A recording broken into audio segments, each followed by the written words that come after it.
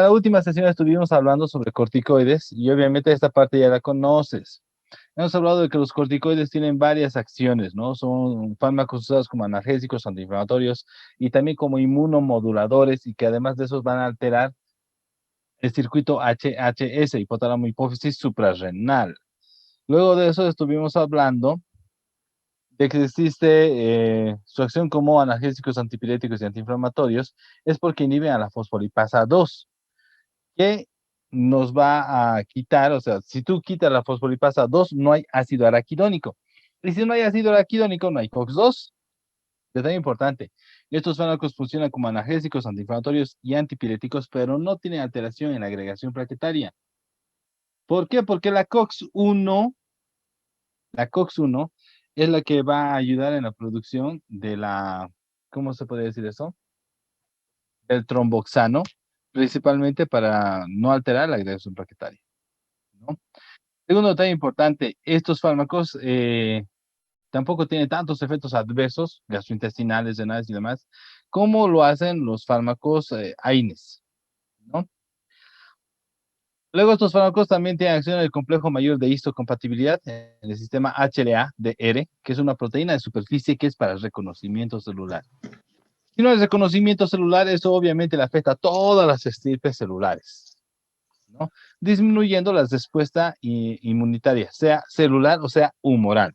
Y por último, altera el sistema HHS, que es el hipotálamo hipófisis suprarrenal, principalmente porque el corticoide simula ser cortisol, ¿cierto? El corticoide simula ser cortisol. Y de esa forma se activa el sistema de retroalimentación negativa, inhibiendo al hipotálamo, inhibiendo a la hipófisis, inhibiendo la formación de hormonas, de las hormonas reguladoras de corticotrofinas y también inhibiendo la formación de la ACTH. Aquí esto es lo que estamos hablando y eso es fundamentalmente. El corticoide va a comportarse como cortisol. Entonces el sistema piensa que tenemos cortisol, no corticoide, piensa que tenemos cortisol. Entonces esto activa el sistema de retroalimentación negativa, lo cual inhibe al hipotálamo y lo cual inhibe la hipófisis anterior. Al inhibirse el hipotálamo, se inhibe la formación de la CRH, hormona reguladora de corticotrofinas, y también se inhibe la ACTH. Es muy importante tener en cuenta que los glucocorticoides desempeñan un papel fundamental en la homeostasis de casi todos los sistemas, ¿ya? El cortisol, por sí solo, el cortisol no es activo. El que es activo es su metabolito, que es la cortisona, ¿ya? Y la producción de cortisol es variable. Una persona que no tiene mucho estrés, que modestamente duerme de 10 a 12 horas al día, ¿no? Produce 10 miligramos de cortisol, ¿no ve? Las personas que están bajo mucho estrés pueden llegar a producir 300, 400 miligramos de cortisol.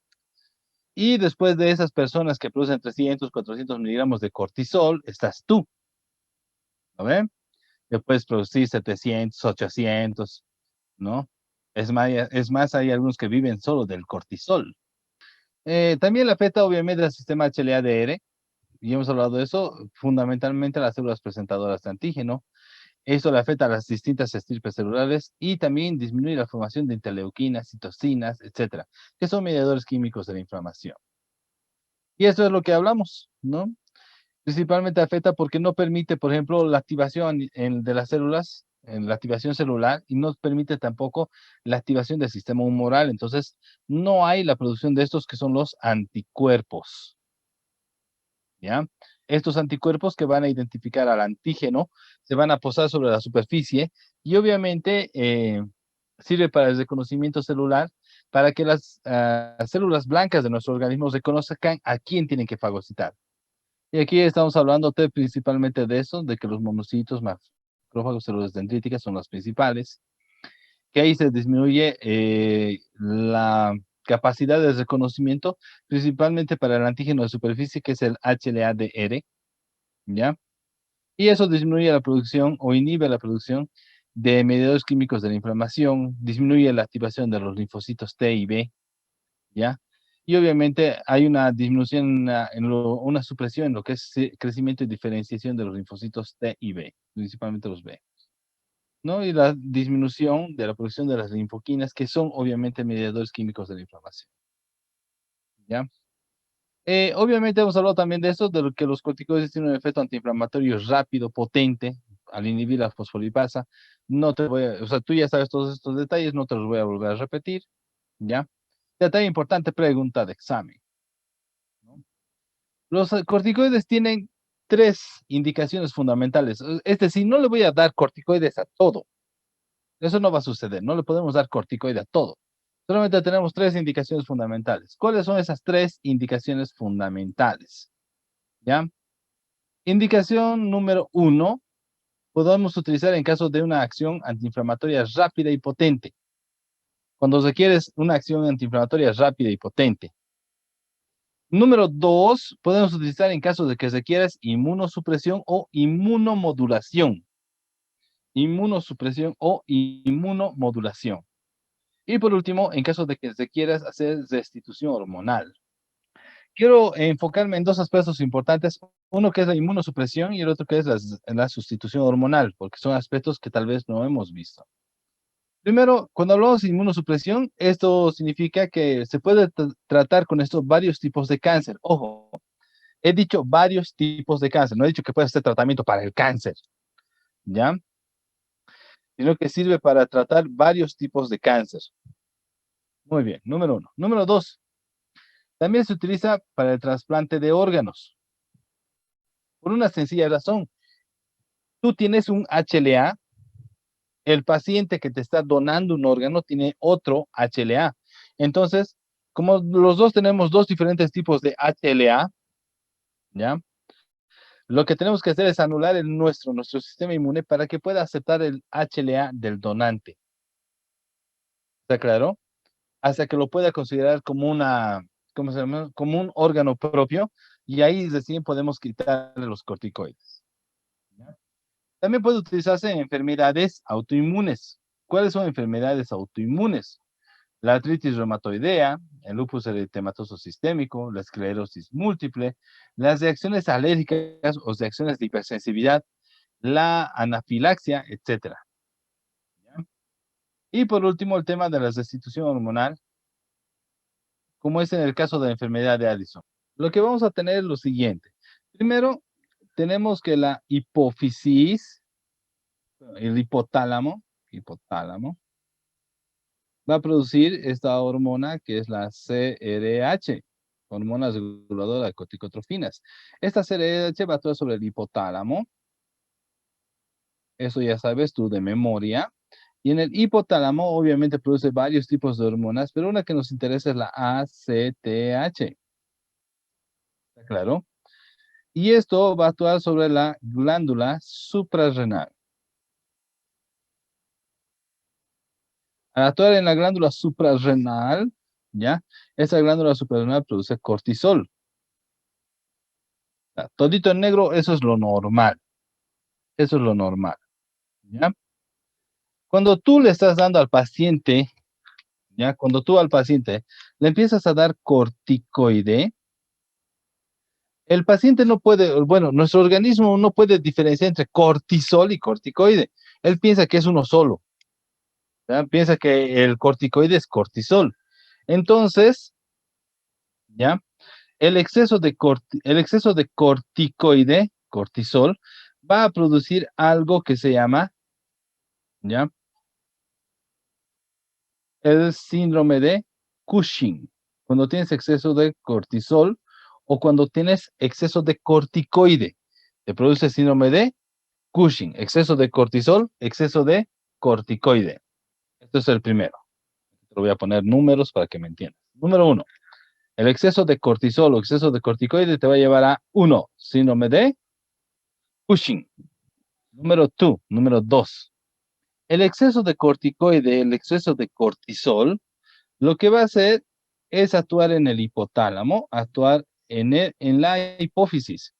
Al actuar en el hipotálamo y en la hipófisis, lo que va a hacer es disminuir la producción de CRH, disminuir la producción de ACTH. ¿Ha quedado entendido? Ahora, esta disminución de la ACTH va a hacer que la glándula suprarrenal no funcione. ¿cierto? Ahora, ¿qué le pasa a un órgano que no funciona? Eso, se atrofia. Por eso necesita tener funcionamiento. Órgano que no funciona es órgano que se atrofia. ¿Ha quedado entendido?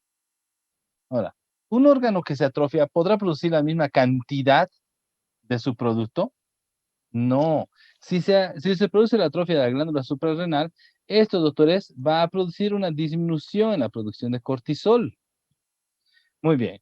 Cuando no tiene suficiente cortisol y cuando ya le has quitado el corticoide, ¿ya? Esta disminución en la producción de cortisol nos lleva al siguiente efecto, que se llama enfermedad de Addison. Enfermedad de Addison. ¿Ha quedado entendido? Sí, muy bien. Entonces, cuando la glándula suprarrenal se atrofia, porque se va a atrofiar, mientras más largo sea el tratamiento con corticoide, mayor probabilidad de atrofia de la glándula suprarrenal, esa atrofia hace que se disminuya la producción de cortisol. El dato que tú le quitas el corticoide, tu paciente va a tener enfermedad de Addison. Ahora, detalle importante. ¿Por qué te estoy diciendo esto? ¿Porque me gusta complicarte la vida? ¿Porque me gusta ser arruinado? Te estoy diciendo esto por una sencilla razón. Este es el tratamiento con corticoide. ¿Ya? Listo, este es el tratamiento con corticoide. ¿Está bien? Entonces, supongamos que tu paciente va a estar recibiendo corticoide durante un año, digamos. ¿Ya? ¿Sí? No voy a decir el nombre del corticoide porque esto, doctores, es exactamente igual para todos los corticoides. ¿Está claro? ¿Qué significa? Adivina cómo tienes que comenzar.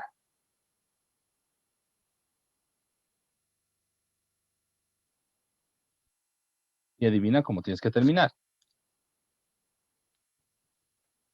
¿Cómo tiene que ser el inicio? Excelente, hay que comenzar a dosis bajas e ir subiendo poco a poco.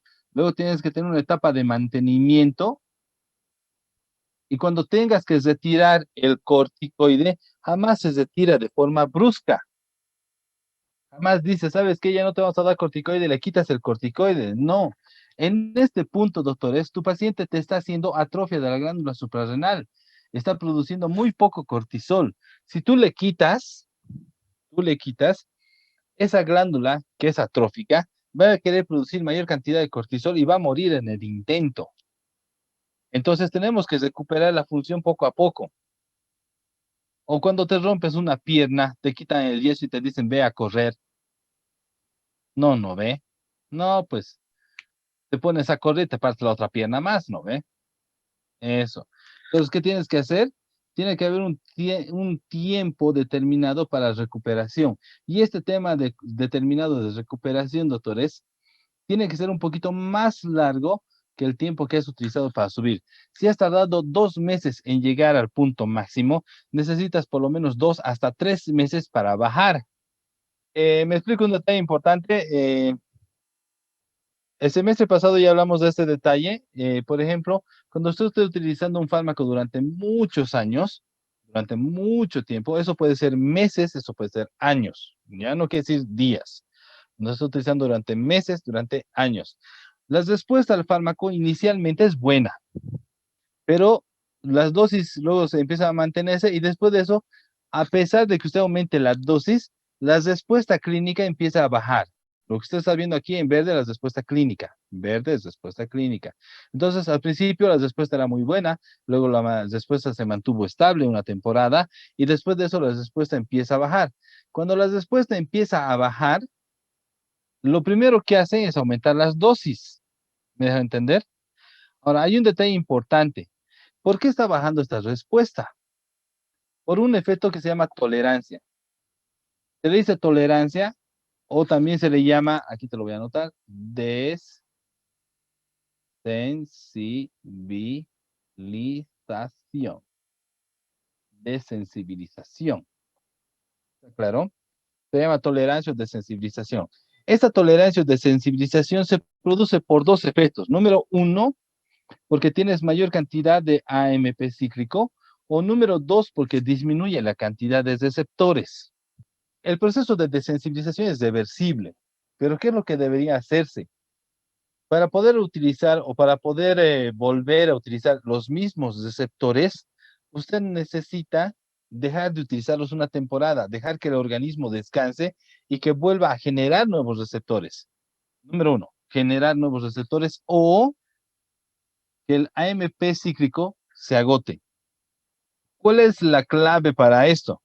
Eh, Obviamente el paciente, si va a estar recibiendo corticoides durante tiempos prolongados, lo más adecuado es hacer rotar los corticoides, ¿no? Hacer rotar los corticoides. Entonces, por ejemplo, si está usando prednisona, yo le quitaría la prednisona y le daría hidrocortisona.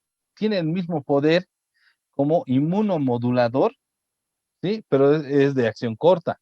Entonces vería el tema de hacerlos rotar precisamente para recuperar esa función. Si su paciente cada vez no reacciona a las dosis normales y hay que ir elevando la dosis cada vez, es porque su paciente está haciendo algo que se llama tolerancia. No se olvide, Y esta tolerancia se debe a uno de dos aspectos. O aumenta la cantidad de MP cíclico o disminuye la cantidad de receptores. Si van a utilizar corticoides, ¿ya? Número uno, empiecen a dosis bajas y vayan subiendo poco a poco.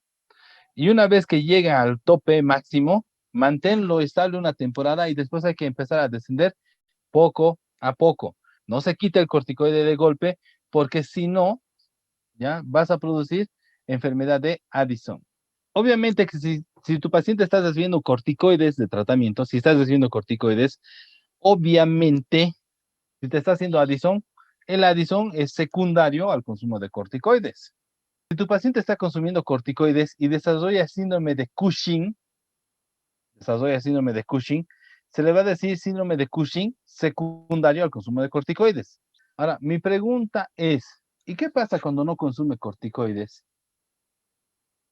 Porque síndrome de Cushing y hay enfermedad de Addison que se puede producir, pero no por el consumo de corticoides. Tumores en la glándula suprarrenal. Entonces, ¿cómo te vas a dar cuenta? Lo primero que les pedimos es que siempre hay que sacar estudios de laboratorio, ¿ya? ¿Y qué le vas a sacar a tu paciente? Bueno, le vas a pedir ACTH, ¿ya? Y le vas a pedir, además de eso, el cortisol. Hay que medir el cortisol y hay que medir la ACTH. ¿Está claro? Muy bien. Aquí vamos a poner el Cushing, Cushing, y aquí vamos a poner al Addison, Addison. ¿Está bien? Ahora, esto se divide de dos formas, doctores. ¿Ya? A ver, si en el Cushing, ¿ya? La ACTH está elevada y el cortisol está elevado. Este Cushing es un Cushing secundario. Cuando decimos secundario significa que el problema está en otro lugar. ¿Está claro? Muy bien. Si la ACTH es baja, pero el cortisol está muy elevado, o sea, no estás recibiendo estimulación de nadie, sino que solito el cortisol se está elevando. ¿Quién es el que solito produce cortisol? Entonces, el problema no es arriba, no está en el hipotálamo, no está en la hipófisis. El problema es de la suprarrenal. Eso se le decimos Cushing primario. Si el problema, si esto es Cushing primario, el problema es en la suprarrenal. ¿Ya? Si esta es la figura, ACTH elevada, cortisol elevado, el problema no es la suprarrenal, el problema está arriba. Puede estar en el hipotálamo, puede estar en la hipófisis. ¿Ha quedado entendido? Muy bien. Sí, sí. Doctor, no sé por qué nos enseña estas cosas, ¿no? Ahora, Addison, ¿ya? Igual, el Addison es lo mismo, ¿ya? Si tú tienes, ¿ya?, que la ACTH es baja y el cortisol es bajo, significa que es un Addison secundario. El problema es arriba, hipotálamo, hipófisis. Si tú tienes que la ACTH es elevada, ACTH es elevada, pero el cortisol es bajo, el problema no es arriba, el problema es la glándula que no está produciendo cortisol. Eso le decimos Addison primario. Entonces ya te mostré cómo se hace el diagnóstico de dos patologías. Un laboratorio nomás. Listo, ya hemos hablado de eso. O sea, con esto, ¿qué quiero decirte? Si tu paciente está haciendo síndrome de Addison o enfermedad de Addison, que puede ser enfermedad de Addison por secundaria a la atrofia de la glándula suprarrenal, por el uso de corticoides de forma prolongada. Porque te hace un Addison secundario por alteración de la hipófisis o del hipotálamo. O si te está haciendo Addison primario porque ha habido insuficiencia de la glándula suprarrenal o atrofia de la glándula suprarrenal, significa que tu paciente no está produciendo cortisol. Entonces, el tratamiento en estos pacientes es que le des corticoides.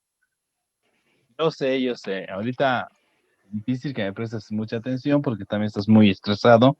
Tranquilos, van a estar bien. ¿Ya? Solamente recapitulo y con esto vamos a terminar la clase del día de hoy. Por ejemplo, esa es una faringoamigdalitis, grado 1 o grado 2.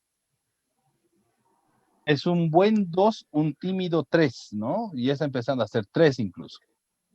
Y esto es bacteriano todavía, ¿no? Porque ya está ocupada el 50%, tal vez un poquito más de la cavidad oral. Entonces ya es un buen grado 2, un tímido 3. Este paciente requiere corticoides, ¿no? Acción antiinflamatoria rápida y potente. Para un grado 1, o cuando no hay hipertrofia de la glándula suprarrenal, no necesitas dar un corticoide. Muy bien. Este es un posible caso de artritis reumatoidea. Digo posible por una sencilla razón. El diagnóstico no se hace por las manitos, ya no se hace viendo las manos. El diagnóstico se hace con los estudios de laboratorio. Esto es solamente un signo más. Puede que sea patognomónico, pero sigue siendo un signo. Entonces, en ese tipo de pacientes, produce sus propios anticuerpos para sus propias células. Entonces, lo que necesitamos es hacer inmunomodulación para que no se produzcan esos anticuerpos y no dañen a sus propias células. Siguiente.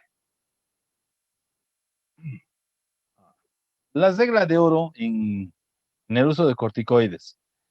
Normalmente mencionamos y siempre les decimos, ¿no? Si tienes alguna duda en el uso de corticoides, entonces sigue la regla de oro. Utiliza la menor dosis posible durante el menor tiempo posible.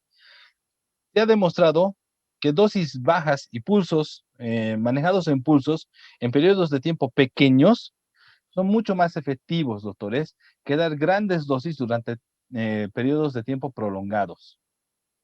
¿Está bien? Entonces, no se olviden de las reglas de oro. Si tienes alguna duda, usa dosis bajas durante tiempos cortos. Vas a tener más éxito.